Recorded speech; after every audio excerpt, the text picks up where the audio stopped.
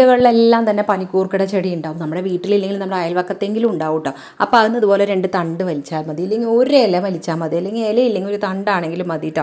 നമ്മളിത് ഇലയൊക്കെ എടുക്കുന്നുണ്ട്.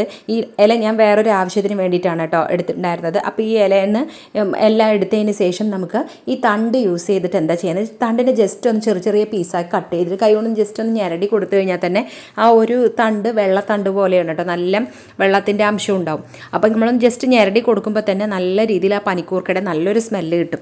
അപ്പോൾ ഈ തണ്ടിനെ നമ്മൾ എന്ത് ചെയ്യുകയെന്ന് വെച്ചാൽ, നമ്മുടെ വീട്ടിൽ എവിടെയൊക്കെയാണ് പല്ലിയുടെ ശല്യം, മിക്ക വീടുകളിലും പല്ലിയുടെ ശല്യം ഉണ്ടാകും. പ്രത്യേകിച്ച് രാത്രി സമയത്ത് നമ്മൾ കിടന്നതിന് ശേഷമൊക്കെ ആയിരിക്കും പല്ലി കൂടുതലായിട്ട് കിച്ചണിലും ഒക്കെ കാണുക. അപ്പോൾ ജനലിൽ, അതുപോലെ തന്നെ ഡൈനിങ് ടേബിളിൻ്റെ അവിടെ, അത് TV സ്റ്റാൻഡിൻ്റെ അവിടെ, ബൾബ് ട്യൂബ് ലൈറ്റിൻ്റെ അവിടെ ഒക്കെ ഉണ്ടാവും. ആ ഭാഗത്തൊക്കെ നമ്മളൊരു തണ്ട് ഇതുപോലെ ഡെയിലി വെച്ച് കൊടുക്കണമെന്നുണ്ടെങ്കിൽ നമ്മുടെ വീട്ടിൽ നിന്ന് പല്ലിനെ നമുക്ക് പൂർണ്ണമായി തന്നെ നമുക്ക് തുരത്തി ഓട്ടിക്കാനായിട്ട് സാധിക്കും കേട്ടോ.